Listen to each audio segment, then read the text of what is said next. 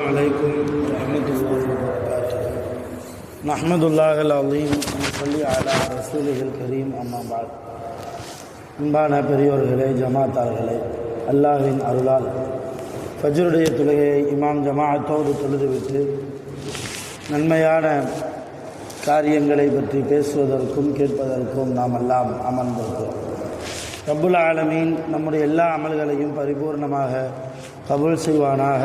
ஆமீன். அல்லாஹ் தஆலா இன்றைய நாளை கைர் பரக்கத்துகள் நிறைந்த நாளாக, கெட்ட முடிவுகள் முசீபத்துகளை விட்டும், உலகத்தின் ஆபத்துகளை விட்டும், அல்லாஹ்வின் படைப்புகளின் தீங்குகளை விட்டும் முழுமையாக பாதுகாப்பு பெற்ற நாளாக அல்லாஹ் இந்த நாளை நமக்கு அமைத்து தருவானாக. ஆமீன். அருமையானவர்களே, இஸ்லாம் கூறக்கூடிய அழகான நல்ல குணங்களில் மிக முக்கியமான குணம்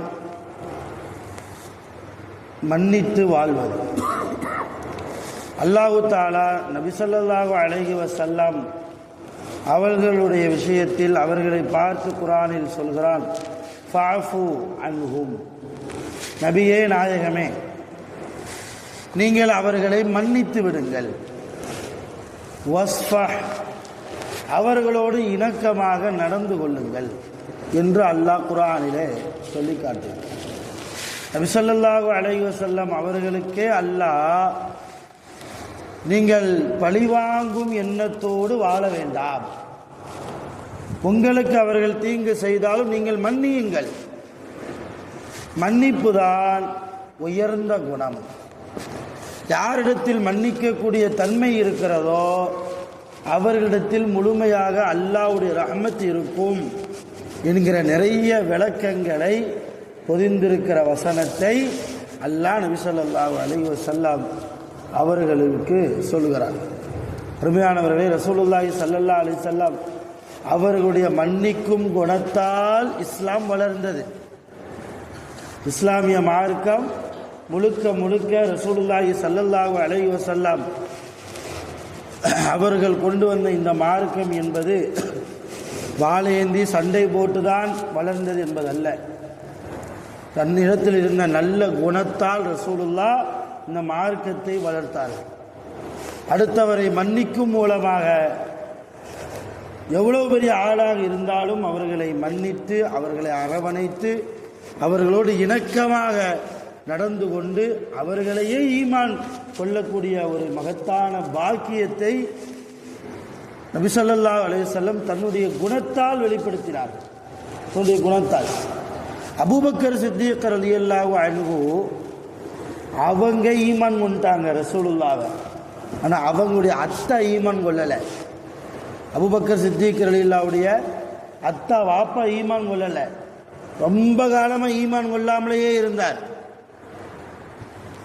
இறுதியாக நபி ஸல்லல்லாஹு அலைஹி வஸல்லம் அவருடைய நல்ல குணத்தை பார்த்து, இப்படியுமா ஒரு மனிதர் வாழ்வார், இந்த மாதிரி குணம் எல்லாம் உண்மையிலேயே அல்லாஹ்வுடைய ரசூலை தவிர வேறு யாருக்கும் இருக்க முடியாது என்பதை உணர்ந்து கொண்டு அபூபக்கர் சித்தீக் ரலியல்லாஹு கூப்பிட்டு, என் அருமை மகனே, உனது ரசூலுல்லாவை நானும் எனது ரசூலுல்லாவாக ஈமான் கொள்ள ஆசைப்படுகிறேன் என்று சொன்னபோது அபூபக்கர் சித்தீக் ரலியல்லாஹு ரொம்ப சந்தோஷப்பட்டாங்க.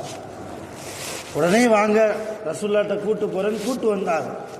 தூரத்திலிருந்து பார்த்தாங்க ரசூலுல்லாஹ் சஹாபாக்களோடு இங்கே பேசிக்கிட்டு இருக்கிறாங்க. வயது முதிர்ந்த நிலைமையிலும் தள்ளாடி தள்ளாடி அபூபக்கர் சித்தீக் ரலியல்லாஹு தன் அத்தாவை கூப்பிட்டு வர்றதை பார்த்து நபி ஸல்லல்லாஹு அலைஹி வஸல்லம் என்ன செஞ்சாங்க, தான் இருந்த இடத்தை விட்டு எழுந்து நேராக ஓடி போய் அபூபக்கர் சித்தீக் ரலியல்லாஹுடைய அத்தாவை தன்னுடைய கரத்தால் கைதாங்கி பிடித்து தான் இருந்த இடத்துல வந்து அமர வைத்தார். இதுதான் குணம், நல்ல குணம். அபூபக்கர் சித்தீக் ரலியல்லாஹு பார்த்து திட்டினாங்க ரசூலுல்லாஹ், அபூபக்கரே, அத்தாவுக்கு தான் நடக்க முடியாதுல்ல, ரொம்ப இயலாமையில் தானே இருக்கிறாங்க, ஏன் இவ்வளவு அவசரப்பட்டு கூப்பிட்டு வர்றதுக்கு காரணம் என்ன? இல்லை, அவங்க ஈமான் கொள்ளணும், அவங்க முஸ்லீம் ஆகணும்னு நினைக்கிறாங்க. அந்த ஆசையை ஏன்ட்டு சொல்லிட்டுனா நான் வந்திருப்பேன்னு நாங்கள் ரசூலுல்லாஹ், உங்கள் அத்தா வீட்டுக்கு நான் வந்திருப்பேனே, என்னைய தேடி அவங்க வர வேண்டிய அவசியம் இல்லையே, என் கையை பிடிச்சி ஈமான் கொள்ளணும், அவ்வளவுதானே. விஷயத்தை என்று சொல்லி இருந்தால் நான் வந்திருப்பேனே. இதுதான் நல்ல குணம், அழகான குணம்.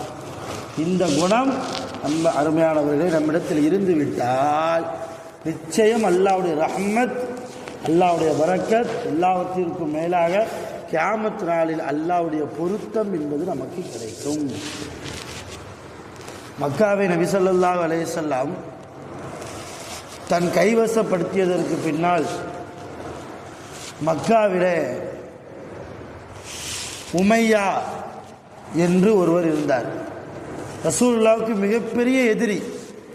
ரசூலுல்லாவுக்கு எல்லா வகையிலும் ரசூலுல்லாவுக்கும் முஸ்லிம்களுக்கும் நிறைய தொந்தரவு செய்தவர். அவருக்கு ஒரு நண்பர் இருந்தார். உமையாவுக்கு நண்பர் சஃப்வான். அவர் யாருன்னா மதீனாவாசி சஃப்வான். இந்த சஃப்வானும் உமையாவும் நெருங்கிய நண்பர்கள். மதீனாவிலிருந்து எப்பொழுதெல்லாம் சஃப்வான் என்கிற சஹாபி மக்காவுக்கு ஹஜ்ஜு செய்வதற்கோ உம்ரா செய்வதற்கோ வருகிறாரோ இந்த உமையாவுடைய வீட்டில் தான் வந்து தங்குவார். அந்த அளவு ரொம்ப நெருக்கமான நண்பர்கள் ரெண்டு பேரும்.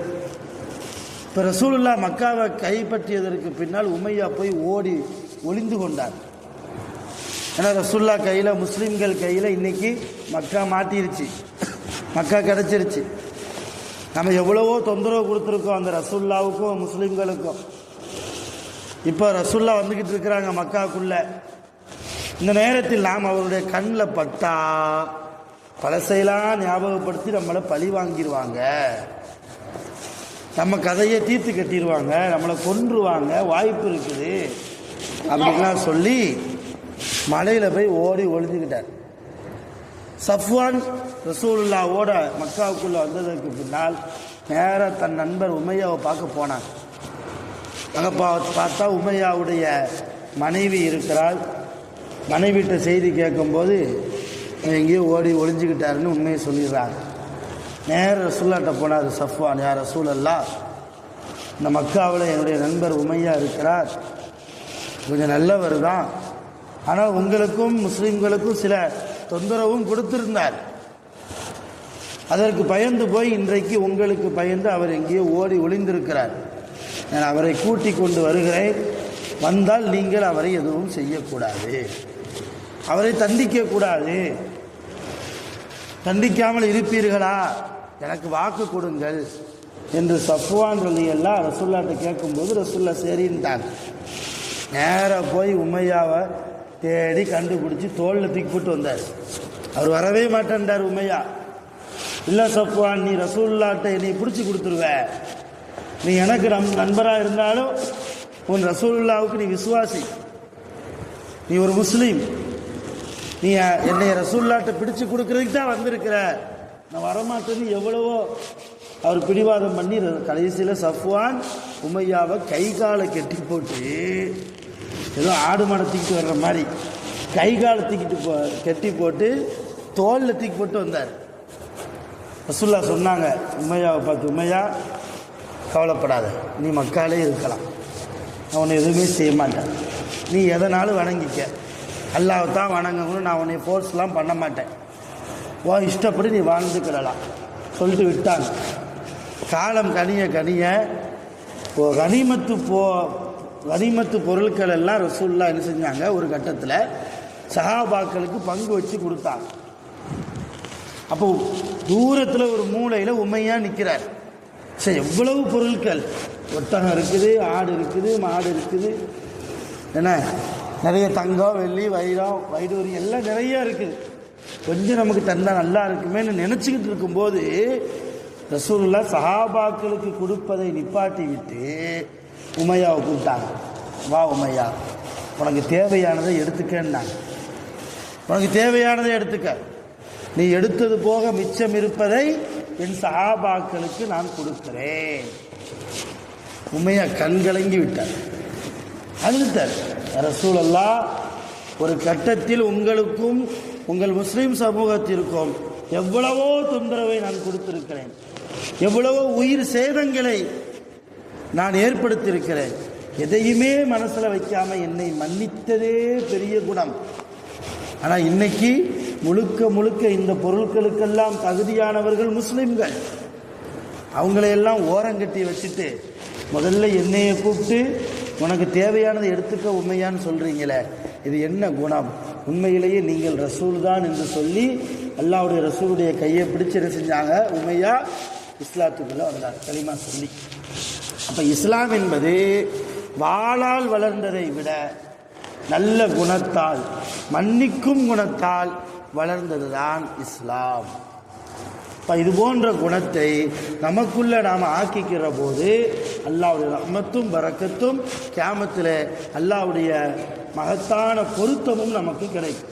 அல்லாஹ்வுடைய பொருத்தம் கியாமத்தில் நமக்கு கிடைச்சிட்டா வேற என்ன வேணும் நமக்கு? அல்லாஹ் தன்னை எந்த அடியாரை பொருந்தி கொள்கிறானோ அந்த அடியாரை அல்லாஹ் நரகத்தில் போடுவானா? நிச்சயம் சுவனத்தில் தான் போடுவான். அல்லாஹ் இரக்கமுள்ளவன். அப்படி இருக்கிற போது அல்லாஹ்வுடைய பொருத்தம் கிடைப்பதற்கு வெறுமனம் தொழுதால் மட்டும் போதாது, வெறுமன சில இபாதத்துகள் செய்தால் மட்டும் போதாது. இது போன்ற நல்ல குணங்களை நமக்குள்ளே ஆக்கிக்கிற போது உண்மையிலேயே வெற்றியாளர்கள் நாம இருப்போம்.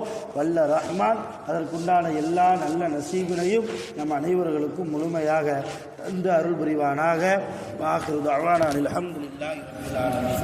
சுப்ஹானல்லாஹி வ பிஹம்திஹி சுப்ஹானல்லாஹி வ பிஹம்திஹி சுப்ஹானக்கல்லாஹு வ பிஹம்திஹி அஷ்ஹது அன் லா இலாஹா இல்லா அன்த அஸ்தக்ஃபிருக வ அத்தூபு இலைக். ஆமீன். சுப்ஹான ரப்பிக ரப்பில் இஸ்ஸத்தி அம்மா யசிஃபூன். ஸலாமுன் அலல் முர்ஸலீன் வல்ஹம்துலில்லாஹி ரப்பில் ஆலமீன். ஸல்லல்லாஹு அலா முஹம்மத் ஸல்லல்லாஹு அலைஹி வஸல்லம். ஸல்லல்லாஹு